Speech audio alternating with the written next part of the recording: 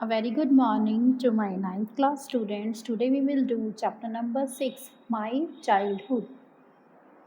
Can you think of any scientist who have also statesmen? क्या आपने कभी किसी ऐसे साइंटिस्ट के बारे में सुना है जो कभी पॉलिटिशियंस भी रहे हों? एपीजे अब्दुल कलाम, जिनके प्रोजेक्ट स्पेस डिफेंस में, न्यूक्लियर टेक्नोलॉजी में जिन्होंने इंडिया को गाइड किया है, 21st सेंचुरी के हमारे 11th प्रेसिडेंट बने थे ईयर 2002 में। उन्होंने अपनी ऑटोबायोग्राफी विंग्स ऑफ फायर में अपने चाइल्डहुड के बारे में बताया। तो आइए अब हम पढ़ते हैं उनके बचपन की कहानी। यहाँ पर एपीजे अब्दुल कलाम ये बताते हैं कि उनका जन्म जो है वो मिडिल क्लास तमिल फैमिली में हुआ था, जो कि मद्रास स्टेट के पहले जो मद्रास कहा जाता था उस जगह को, वहाँ के रामेश्वरम आइलैंड टाउन में हुआ था। इनके पिताजी जैनुलाब्दीन जो थे, उन्होंने ज़्यादा फॉर्मल एजुकेशन नहीं ले पाई थी और ना ही उनके पास ज़्यादा धन संपत्ति थी। डिस्पाइट द डिसएडवांटेज, इन सब कमियों के बावजूद भी वो एक बहुत ही बुद्धिमान, ग्रेट ज्ञान वाले, एक बहुत ही अच्छी स्पिरिट थी, बहुत अच्छी आत्मा थे। आत्मा के जो सर्वज्ञ हैं, ज्ञान रखने वाले हैं, जेनरस आत्मा थी उनकी, मतलब कि कहते हैं सोल जो है उनकी बहुत ज़्यादा जेनरस थी। उनकी आइडियल हेल्पमेट कौन थे? उनकी मदर, जिनका नाम था आशी अम्मा। मतलब यहाँ पर बात हो रही है एपीजे अब्दुल कलाम के पेरेंट्स की। उनके फादर का नेम था जैनुलाब्दीन और उनकी मदर का नाम था आशी अम्मा। दोनों ही ज़्यादा अमीर नहीं थे, पर दोनों जो थे वो बहुत ही अच्छी सोल से, बहुत ही काइंड हार्टेड थे। और उन्हें ये भी याद नहीं है कि उनके घर में कितने लोग आकर खाना खाया करते थे, और उनका जो परिवार है, उनके जो सदस्य हैं, वो सब मिलजुल कर रहा करते थे। उनमें कई बच्चों में से एक मैं भी था, एक छोटा सा लड़का जो कि बिल्कुल ही अजीब सा दिखाई देता था, लंबा था। लंबे और हैंडसम पेरेंट्स को, जिन पेरेंट्स ने जिन्हें जन्म दिया था, हम अपने पैतृक घर में, एंसेस्ट्रल हाउस में रहते थे, जो कि 19th सेंचुरी के मध्य में बना था। ये एक पक्का हाउस था जो कि ईंट और चूने से, लाइमस्टाइन और ब्रिक से बना हुआ था, मस्जिद वाली गली में, रामेश्वरम नगर में। मेरे जो ऑस्ट्रिया फादर थे, मतलब कि मेरे जो फादर थे बहुत ही ज़्यादा स्ट्रिक्ट थे। वो क्या करते थे, वो जीवन की जो लग्जरीज़ हैं और जो कंफर्ट्स हैं उनसे मुझे दूरी रखा करा करते थे। हालाँकि जो कि खाना, दवाइयाँ, कपड़े, ये सब चीज़ें जो ज़रूरत की चीज़ें हैं, इनको हमें दिया करते थे। और इनफैक्ट मैं ये कहना चाहूँगा कि मेरा जो चाइल्डहुड था बहुत ही सिक्योर था। मुझे मटेरियलिस्टिकली और इमोशनली पूरी स्ट्रेंथ मिली थी, और जो अननेसेसरली चीज़ें होती हैं उनके प्रति मेरा बिल्कुल भी ध्यान नहीं था। ईयर 1939 में क्या हुआ था, जब सेकेंड वर्ल्ड वॉर छिड़ा था, जब मैं 8 साल का था, कुछ कारणों से मैं ये समझ नहीं पाया कि जो ये युद्ध छिड़ा था क्यों हुआ था।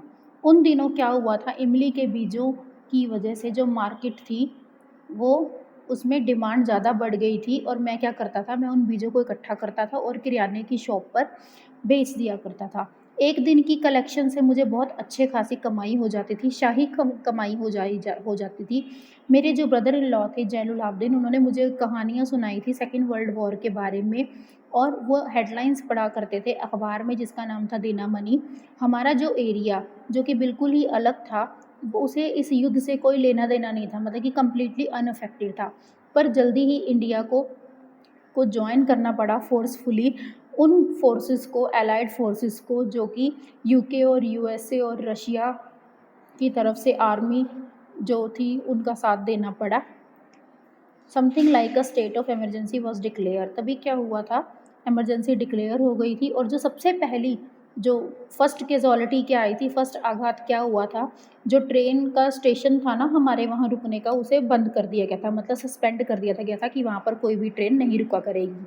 अब जो न्यूज़पेपर का काम, जो न्यूज़पेपर बंडल बन के आते हैं सुबह सुबह, वो चलती हुई गाड़ी में से फेंके जाते थे धनुषकोडी और रामेश्वरम के बीच में। तो मेरा जो कज़न था शमसुद्दीन, उसे एक ज़रूरत पड़ी एक ऐसे लड़के की जो कि न्यूज़पेपर के बंडल को इकट्ठा कर सके। तो नेचुरली मैंने उस जगह को पूरा कर दिया। शमसुद्दीन ने मुझे मेरी हेल्प्ड मी, और मेरी पहली कमाई यही थी। हाफ सेंचुरी के बाद की बात है, मैं अभी भी अपने खुद की मनी कमाने, जो कि पहली बार मैंने कमाई थी, उस आत्मविश्वास को मैं फ़ील कर रहा था। हर एक बच्चे का जन्म होता है कुछ अलग-सी क्वालिटीज़ के साथ, स्पेसिफ़िक सामाजिक और आर्थिक और इमोशनल एनवायरनमेंट के बीच में, और मुझे इसी तरह से ट्रेनिंग मिली गई थी, जो कि मेरे ऊपर हायर अथॉरिटीज़ थे, मेरे पेरेंट्स थे। मैंने अपने आप को ऑनेस्टी और सेल्फ डिसिप्लिन में ढाल लिया था, जो कि मुझे मेरे फादर से मिली थी, मेरे मदर से मिली थी। और उनकी जो अच्छाइयाँ थी, गुडनेस और दयालुता थी, काइंडनेस, और ये सब चीज़ें किसमें थी, मेरे 3 भाइयों और बहन में भी थी। मेरे 3 बचपन के दोस्त थे, रामानाथ शास्त्री, अरविंदम और शिव प्रकाशन। ये तीनों लड़के जो थे, ये अ, कट्टर हिंदू ब्राह्मण परिवार के थे, और एज अ चिल्ड्रन हम में से कोई भी एक दूसरे में फ़र्क नहीं करता था। हमारे रिलीजियस डिफरेंसेस के कारण हमारे लालन पालन में कोई भी फ़र्क नहीं आया था। जो रामानंद शास्त्री थे, वो एक पक्षी लक्ष्मण शास्त्री, जो कि पुजारी थे रामेश्वरम मंदिर में, उनके बेटे थे। बाद में उन्होंने रामेश्वरम मंदिर का जो पुजारी का पद है, वो उन्होंने हासिल कर लिया था। और जो अरविंदम है, वो अपने वो यात्रियों को, पिलग्रिम्स को इकट्ठा करता था और उनको ट्रांसपोर्ट के लिए लेके जाया करता था, मतलब कि यात्राएं करवाया करता था। और जो शिव प्रकाशन था, वो एक कैटरिंग कॉन्ट्रैक्टर बन गया था सदर्न रेलवेज़ में। जब श्री सीताराम कल्याण की सेरेमनी हुई थी, तो हमारे परिवार ने बोट्स अरेंज की थी, ताकि उसमें जो भगवान राम हैं, उनको मंदिर तक लेकर जाया जाए, जो कि तालाब के बीच में था। राम तीर्थ जिसे कहा जाता है, हमारे घर के बिल्कुल पास था। और रामायण के जो इवेंट्स हुआ करते थे, और ये जो हमारे जो ग्रंथ हुआ करते थे, रात को सोते समय जब हमें कहानियाँ सुनाई जाती थी, तो मेरी दादी माँ और मेरी माँ मुझे बचपन की सारी बातें हमें सुनाया करती थी, जब हमारा परिवार इकट्ठा हुआ करता था। एक बार की बात है, जब मैं 5th स्टैंडर्ड में था, रामेश्वरम एलिमेंट्री स्कूल में हमारी क्लास में एक न्यू टीचर आए। उन दिनों मैं क्या पहना करता था, कैप पहना करता था, क्योंकि मैं मुस्लिम था। And I always sat in front row next to Ramanand Shastri. और मैं अपने दोस्त के साथ बैठा करता था, जो कि हु वोर सेक्रेड थ्रेड, जिसने जो कि जनेऊ पहना करता था। जो नई टीचर आई थी, उनको ये बातें वो टॉलरेट नहीं कर पाए, कुड नॉट स्टमक, मतलब कि टॉलरेट नहीं कर पाए कि एक हिंदू पुजारी का बेटा एक मुस्लिम लड़के के साथ बैठे। तो उन्होंने क्या किया, हमारे समाज में जिस तरह से धर्म को दिया जाता है नंबर, तो उसी के अकॉर्डिंग अध्यापक ने क्या किया, मुझे कहा गया कि जाओ और जाकर पिछले बेंच पर बैठो। आई फेल्ट वेरी सैड, मुझे बहुत बुरा लगा, और रामानंद शास्त्री को भी बहुत बुरा लगा। He looked utterly downcast as I shifted to any seat in the last row. उसे मुझे देखकर वो बहुत ही और ज़्यादा सैड और डिप्रेस हो गया, जब मुझे टीचर ने कहा कि तुम यहाँ से पिछली सीट पर चले जाओ। The image of him weeping when I shifted to the last row left a lasting impression on me. जब मुझे सर ने कहा कि पीछे जाके बैठ जाओ, तब वो जो रो रहा था, उसके चेहरे पर जो भाव थे, वो मुझे आज तक याद हैं। After school we went home and told our respective parents about the incident. Lakshman Shastri summoned the teacher and in our presence told the teacher that he would not spread the poison of social inequality and communal intolerance in the minds of innocent children। तो हमारे parents ने उन्हें, उसके जो parents है लक्ष्मण शास्त्री, उन्होंने उस teacher को घर बुलाया और उन्हें कहा कि ये जो बच्चों का मन होता है, बहुत ही साफ और स्पष्ट होता है। इन सुंदर मनों में तुम धर्म और जातिवाद के बीज क्यों बो रहे हो। He bluntly asked teacher to either apologise or quit the school and the island. उन्होंने साफ साफ टीचर को कह दिया कि या तो तुम सॉरी बोलो, या फिर स्कूल और ये आइलैंड छोड़कर चले जाओ। Not only did the teacher regret his behaviour but the strong sense of conviction Lakshman Shastri conveyed ultimately reformed his this young teacher. उस वक्त जो उस टीचर के साथ इस तरह का वाक़या हुआ, तो वो टीचर जो था वो बदल गया था। उसके अंदर जो लक्ष्मण शास्त्री ने जिस तरह से बात की थी, वो कन्विक्शन जो थी वो कन्वे हो चुकी थी, मतलब कि मैसेज जो था, उनका जो ओपिनियन था वो चेंज हो गया था, और वो अब रीइंफॉर्म्ड हो गए थे, बदल चुके थे एक अच्छे अध्यापक में।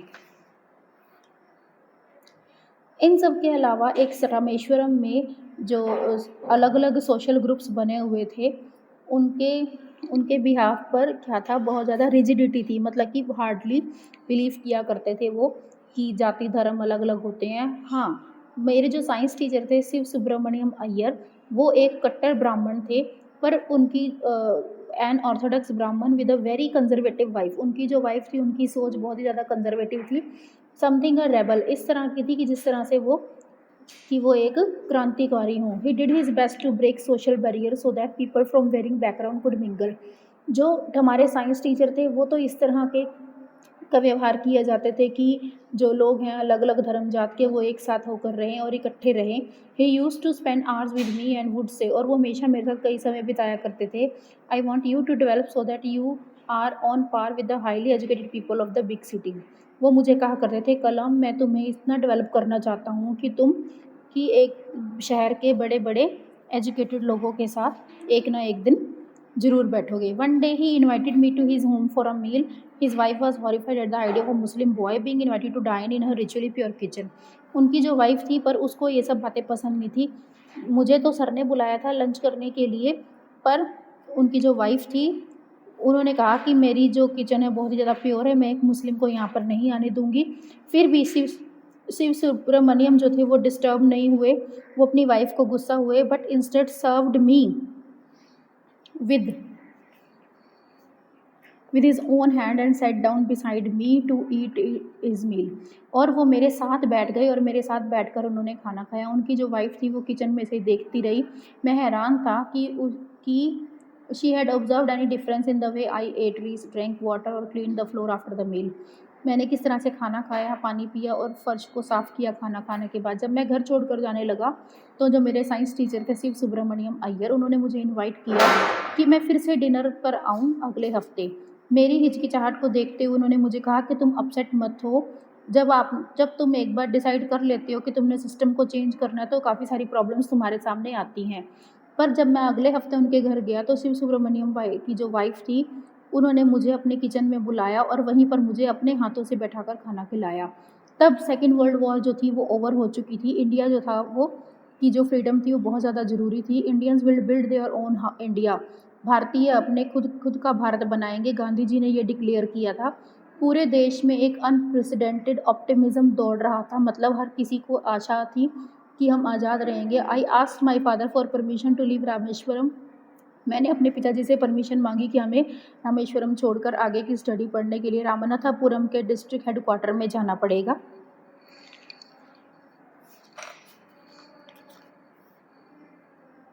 He told me as if thinking aloud, Abdul, I know you have to go away to grow। उन्होंने मुझे कहा काफ़ी सोचकर कि हाँ, मुझे पता है कि तुम्हें अगर बढ़ना है तो तुम्हें बाहर जाना पड़ेगा। Does the seagull not fly across the sun alone and without a nest?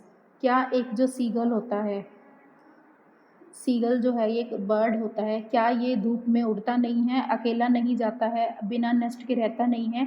He quoted Khalil Gibran to my hesitant mother. उन्होंने उदाहरण दिया खलील गिब्रान का मेरी मदर को। Your children are not your children. ये बच्चे तुम्हारे बच्चे नहीं हैं। They are the sons and daughter of life's longing for itself.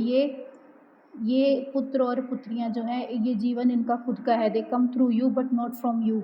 ये तुम्हारे साथ आए हैं पर तुम्हारे साथ नहीं जाएंगे। You may give them your love but not your thought. तुम इन्हें अपना प्रेम दे सकते हो, प्यार दे सकते हो, पर अपने विचार इन पर नहीं ला सकते।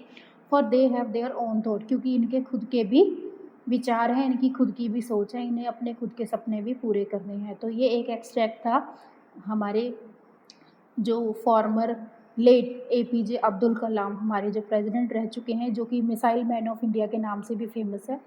ये जो एक्सट्रैक्ट था ये इनकी ऑटोबायोग्राफी से था, विंग्स ऑफ फायर से।